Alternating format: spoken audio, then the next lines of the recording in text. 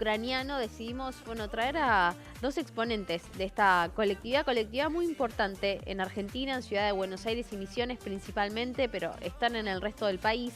Ella justamente es nacida en Ucrania, Dani, casualmente en una de las ciudades que han invadido en las últimas horas, como es Kharkiv, y él es hijo de ucranianos de la zona del Lviv. Así que tienen información de primera fuente sobre cómo está viviendo este momento el pueblo ucraniano, que está resistiendo muy fuertemente y que sorprendió al resto del mundo por su actitud, por su lucha y por su intención de mantener la libertad de su pueblo. Y le damos la bienvenida a Olga Demchuk y a Román, espero decirlo bien, Danilísin. Danilísin, muy bien, muchas gracias. Olga, Román, muchísimas gracias por estar con nosotros. Imagino el momento que estarán viviendo. ¿Tienen familiares ustedes en Ucrania? Sí, sí, un momento realmente indescriptible. El dolor no se puede describir con ninguna palabra más. A medida que pasa el tiempo se va intensificando. Yo tengo familiares, sí, en Kharkiv, justamente, en la ciudad que más sufrió ahora estos últimos tiempos. ¿Y tenés comunicación con ellos? Esporádicamente. Hasta ahora están en refugios, están bien, digamos, están vivos, que es lo que uno pregunta habitualmente ahora, ¿no es cierto? Esa palabra, si están vivos. Qué tremendo. Tremendo. ¿Y en tu caso? En mi caso también tengo parientes en el Lviv, que es una zona que no está bajo bombardeos en este momento, y en Kyiv, están en las afueras de la ciudad capital, en el campo es un poco más. Al no haber destinos estratégicos, tal vez todavía se está resistiendo. Una gran sorpresa para el resto del mundo, ¿no? La resistencia del pueblo ucraniano, poder conocerlos un poco más. Digo, es un pueblo que tiene una democracia muy joven, poco más de 30 años, y que saben cómo utilizar las armas porque justamente el servicio militar es obligatorio. Ellos me contaban hace un ratito nada más fuera de cámara, tanto para hombres como para mujeres. Entonces es una sociedad que sabe por lo pronto defenderse. Sí, yo creo que es importante el destacar también que seguramente el hecho de tener más de 30 años de independencia también ha favorecido que la motivación por el tema de ideales como libertad y las Fuerzas Armadas están integradas por personas que no vivieron en la época soviética. Claro. Entonces ya su experiencia de vida, su experiencia de 30 años sí, viviendo en libertad, con democracia, ya han pasado 6 presidentes, mientras en Rusia siempre estuvo Putin. Entonces, después de tanto colonialismo por parte del sovietismo, creo que existe una moral y una vivencia distinta, fundamentalmente en la juventud, donde ya vivió un modelo europeo y está libre desde hace más de 30 años. ¿Tenían noticias de que podía suceder todo esto? Digo, al mundo lo sorprendió, pero ustedes al tener familia ahí, ¿sabían que se podía venir este conflicto? Yo pienso que nadie ¿verdad? Tenía la idea de que esto iba a ocurrir. O sea, se veía la amenaza, pero la gente, es como que es muy difícil de creer que alguien se atreva a semejante acto, ¿no? Semejante crimen. Más a nivel masivo, o sea, sabíamos de existencia, Ucrania está en guerra sí, desde el 2014. Claro. Esos enfrentamientos que sucedieron en Crimea y después en la zona del Donbass, obviamente generaron un conflicto en una parte del país que no es la mayoría. Entonces, al igual que pasa en todos los lugares donde existen conflictos, los cuales están limitados a un porcentaje mínimo del territorio, en el resto del territorio la vida sigue, a pesar de que esos 8 años costaron más de 14.000 vidas, 14.000 ucranianos, ¿no? Ucrania viene haciendo una advertencia sobre la situación de guerra, lo que pasa es que esas advertencias y la geopolítica mundial acusa recibo cuando las invasiones, cuando el precio que se paga son vidas humanas masivamente, como está pasando ahora. Por lo que pudieron contarle sus familiares cómo era la vida, ¿no? Sobre todo lo que es la frontera entre ucranianos y rusos, digo.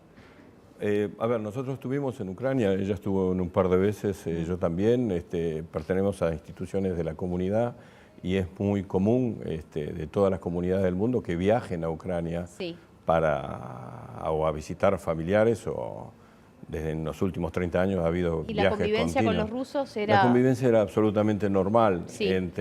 Existen, por supuesto, en Ucrania muchas etnias, como existen en todos los países del mundo, y inclusive hay diferencias de acuerdo a las regiones culturales, inclusive. Pero nada que justifique una invasión de un país extranjero. Es totalmente... anacrónico que en pleno siglo XXI una diferencia que puedan existir en cualquier lugar del mundo por una etnia justifica una invasión de un país extranjero. Lo podemos traspolar a cualquier país del mundo donde de golpe tienen distintas etnias las cuales conviven normalmente. No. Nada amerita una matanza o un genocidio como lo que se está llevando a cabo. ¿Y los familiares de ustedes han decidido quedarse en Ucrania o han emigrado? No, en mi caso mis familiares se quedaron. Algunos están permaneciendo en refugios dentro de la ciudad.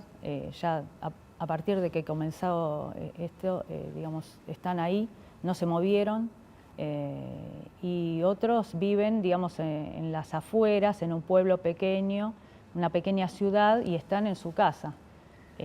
Ellos ahí no tienen la posibilidad de ir a un lugar específico, pero se refugian en el sótano de la casa o así. Seguramente los veo, ¿no? Como colectividad están sufriendo mucho porque son las raíces, porque es la familia. Digo, ¿qué barajan ustedes que se pueda hacer desde acá? ¿Qué es lo que se está hablando dentro de la colectividad argentina ucraniana? ¿Cómo podemos ayudar? A ver, lo fundamental es difundir y que el mundo entienda una realidad, que es la realidad de que la guerra, en la guerra nadie gana, todos pierden. Eso es un principio que en el siglo XXI se tendría que haber entendido y a veces parecemos estar viviendo una película de la década del 40, de la Segunda Guerra Mundial. Tanques entrando, bombardeando edificios civiles donde mueren niños y donde también mueren militares, de una manera como ya creía el mundo que ya no iba a volver a suceder. Bueno, está sucediendo con un agresor el cual mintió a todos los políticos con los cuales se sentó, diciendo de que no iba a haber una invasión, la cual la hubo, y hoy en día todos se sorprenden, pero fundamentalmente hay una decisión de no ceder un territorio, de no ceder la casa de uno, porque tampoco hay dónde escaparse. Se metieron en la casa de uno a bombardearte. ¿Dónde, tu casa es esa? ¿Dónde? Claro. Los desplazamientos obviamente existen. Durante 8 años de guerra se desplazaron 1,5 millones de ucranianos hacia el lado occidental de Ucrania. Ahora se están desplazando hacia Polonia. Obviamente la guerra despierta lo peor de todo el ser humano. Lo que es insólito es que se pueda hablar de manera o justificaciones ideológicas o análisis geopolítico de todo punto de vista. Lo que hay una realidad. Están muriendo civiles, están muriendo también militares en una guerra que nadie buscó. Ucrania no pretendía invadir nada ni hacer nada, sencillamente seguir siendo un gobierno democrático como lo que era. ¿Qué creen que puede llegar a pasar? Digamos, muy reciente todo, todos pensamos que no iba a ocurrir y finalmente ocurrió. Las imágenes que vemos de las tropas entrando son tremendas. También se pensaba que la OTAN iba a ofrecer más ayuda de la que está ofreciendo. ¿Cómo, tienen esperanzas? Sí. Y la esperanza no se pierde, sí. Pero aparte, es muy difícil. Bueno. Ucrania es un pueblo que resiste desde tiempo inmemorial, desde toda su milenaria historia. Entonces, hicimos una declaración de independencia en 1917, que fue reconocida por la Argentina, en 1941 y en 1991, y el pueblo ucranio va a seguir resistiendo porque es su tierra y es su lugar y es su nación.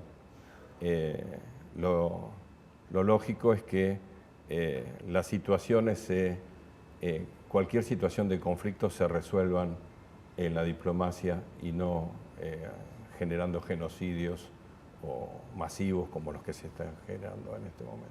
Olga. No, opino totalmente, estoy de acuerdo con lo que dice Román. Yo tengo fe en que el pueblo ucranio va a lograr su libertad, va a volver a ser un Estado soberano, como no tenía que haber dejado de ser. Tengo la esperanza y la fe. Espero que así sea, espero que así sea. Espero que también que alguien que reaccionen y, digamos, aceleren este proceso de para que todo vuelva a ser, digamos, que se solucione ya. No hay más para esperar, no hay más tiempo que perder, tiene que ser ahora. Ojalá así sea. Olga, Román, nosotros agradecemos muchísimo que estén acá con nosotros. Muchísimas gracias. Agradecemos a ustedes por habernos invitado. Gracias. Muchísimas gracias y ojalá que esta pesadilla termine lo más pronto posible. Ojalá. Muy bien.